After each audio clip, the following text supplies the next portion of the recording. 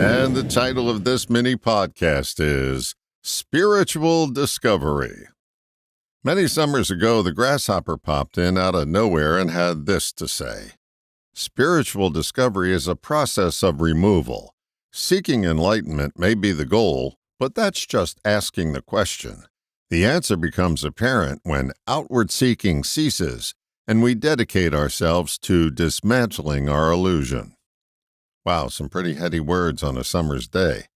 So where is the beginning point for taking apart our illusion?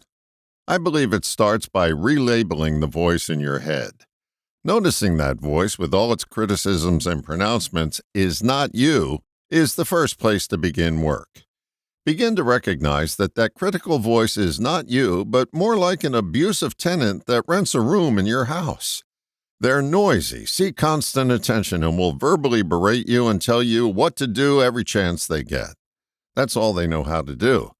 The first step in getting that tenant in line is to notice that they aren't you. This separation is a powerful step because most people don't know the voice in their head is not them. Just by noticing the voice with its repetitive thoughts as being a separate entity begins to calm it down. You realize you're no longer dealing with you, but with a loud, blustering imposter. You now recognize that voice for what it is, and that's when it ceases to have power over you.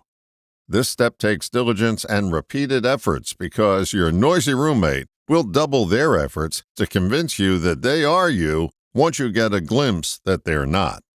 Noticing that you have a noisy tenant pretending to be you gives you greater ease in tuning them out.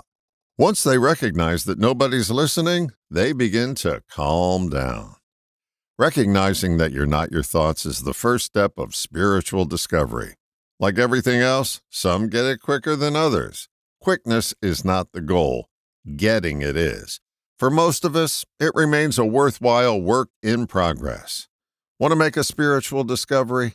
Separate yourself from your thoughts today and notice how quiet your mind gets as your illusion begins to fade away. All the best, John.